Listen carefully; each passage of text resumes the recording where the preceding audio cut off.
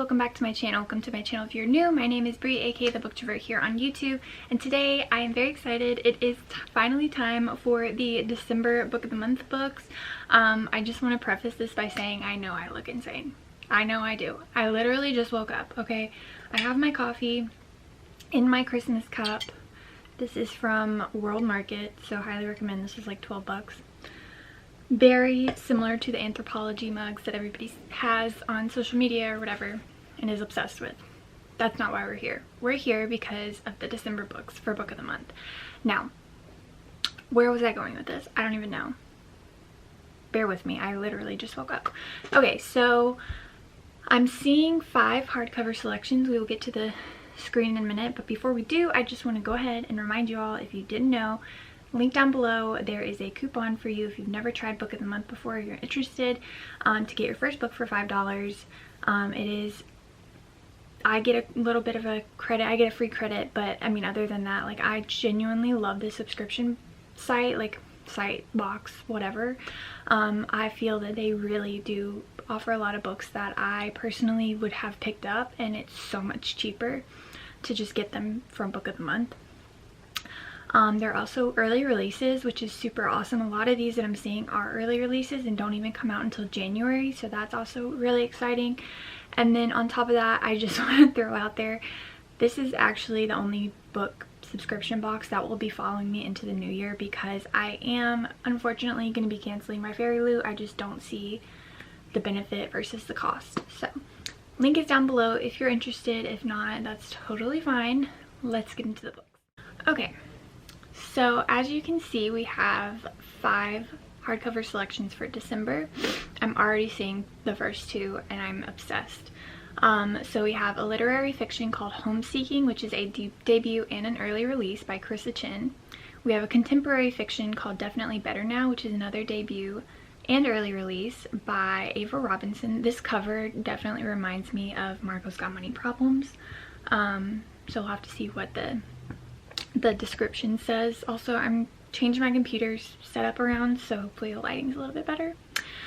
Then we have another early release, a very popular author, Alice Feeney's Beautiful Ugly, which is a thriller. I know a lot of people are going to be very excited about that. We also have a romance, The Most Wonderful Crime of the Year by Allie Carter, and a young adult, The 13th Child. This is actually the yearly look back by Aaron A. Craig? I think that's a G.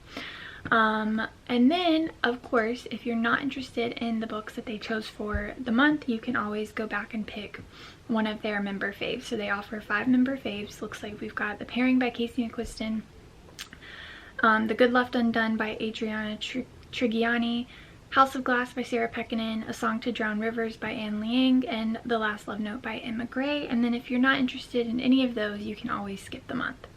So let's get into the picks, and then we'll go and see what the add-ons are. So the first pick is Homeseeking by Carissa Chin.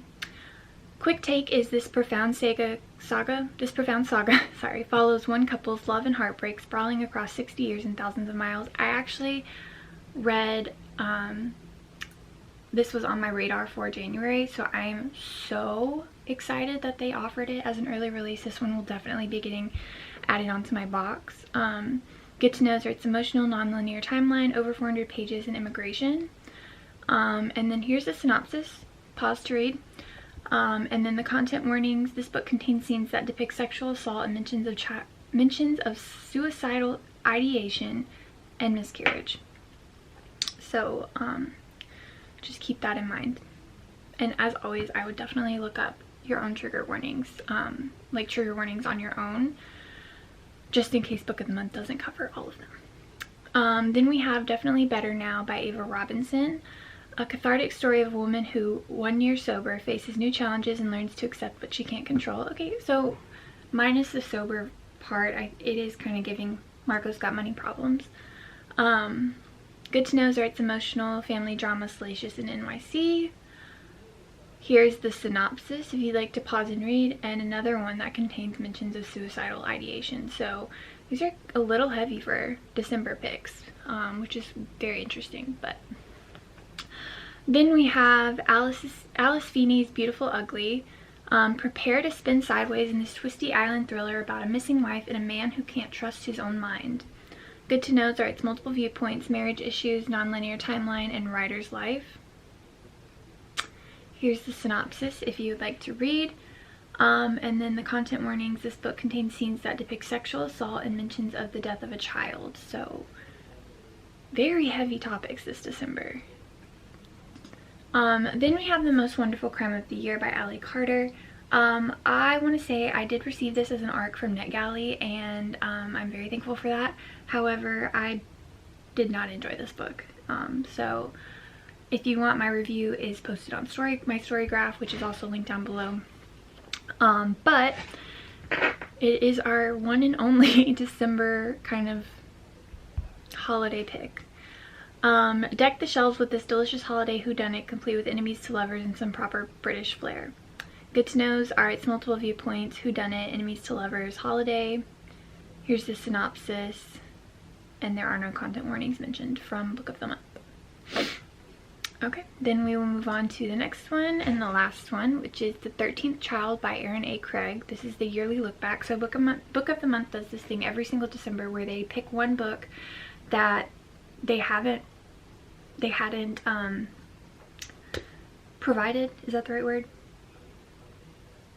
One book that wasn't a selection throughout the year that was very popular. Last year I believe it was Babel. This year is The 13th Child. So this is a gothic retelling of a girl whose godfather is death itself, and she's the only person who can defy him. This is over 400 pages, magical, underdog, and coming of age. It looks like this isn't a series. Let me double check that. Okay, so this is not a book in a series. Aaron A. Craig is the one that wrote House of Salt and Sorrows, that series, which is probably why I got confused. Okay, this is the synopsis if you'd like to pause and read, and there are no content warnings provided by Book of the Month. So that is our 5 books that we have selections for, and I already know that I really want at least 3 of them. So let's go to All Books and see kind of what they're offering. So they do have a section called Holiday Reads. These are not new books that they've added. These are just books that are holiday reads. So if you're interested in a more holiday kind of read, I'm curious to see if there's more holidays in the add-ons, which it looks like there's only 2. So there are 4 add-ons, so let's go over those. So the first one is contemporary fiction called I Might Be in Trouble by Daniel Ailman. A struggling writer finds his one-night stand dead. Should he call the cops or write a book about it? Good to Knows are its LGBTQ plus themes, LOL, salacious, and writer's life. Here's the synopsis if you want to pause and read, and there are no content warnings provided by Book of the Month. Then we have Most Wonderful, which is a romance. This cover is so cute. By Georgia Clark. 'Tis the season for holiday cheer and rom-coms queer. These siblings are waking up to unexpected romance this year. That's cute. I love that. I like rhymes. Good to Knows are its over 400 pages, multiple viewpoints, LGBTQ plus themes, and salacious. I am happy to see at least one holiday romance provided, because I know a lot of people love that for the holidays. Here's the synopsis if you'd like to pause and read, and no content warnings provided by Book of the Month. Then we have Rental House by, I'm gonna probably not be saying this right, but I'm gonna try, Weke Wang. I'm so sorry if I butchered that, I'm really sorry. Which is literary fiction. This is also on my radar, so very excited that they're offering this. Quick take, during 2 family vacations, a married couple of different cultural backgrounds must reckon with each other's in-laws. Good to Knows are its multiple viewpoints, social issues, family drama, and marriage issues. Here's the synopsis, and no content warnings provided by Book of the Month. And then the last add-on that they have added is a contemporary fiction, Home for the Holidays by Taylor Hahn. Quick take, a warm holiday story about love, addiction, and found family as one woman processes her mother's complicated legacy. The Good to Knows are its emotional family drama, drug and alcohol use, and holiday. Here is the synopsis if you'd like to pause and read, and I'm very surprised there's no content warnings provided by Book of the Month, so definitely look this one up on your own if you tend to be triggered by anything, and specifically. So, okay, so that is our picks. It looks like we've got 5 add-ons and 5 main picks and 4 add-ons, so a total of 9 new books this month, which is pretty good. I'm gonna go through and look and try to decide what I want to add to my box, which is gonna be really hard because I feel like this was a really good month for me personally because I love literary contemporary fiction. Not really in a huge romance need right now. I'm not in a huge romance mood, and I'm also not in the need of any more romances. But I can see how people would be disappointed because there's really only one lighthearted holiday read. And I don't even know if it's lighthearted, but it appears lighthearted. So I'm gonna go look at these, figure out what I'm adding in my box. I'll come back and let you know. Okay, so I finally figured out, it took me a little bit of time because I wanted to read the first page of everything. So I finally figured out my box. So I will be getting Homeseeking, Definitely Better Now, Beautiful Ugly, The 13th Child, and I Might Be in Trouble.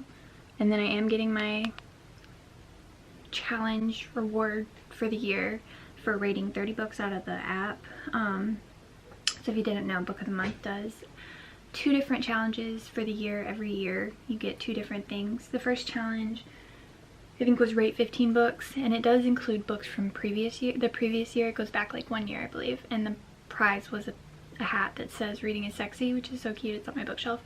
And then the final one for this year was rate 30 books, and then you get this metal challenge crusher hammer thing. I have the swords from previous years, so that is going to be my box for December. I'm very excited about it.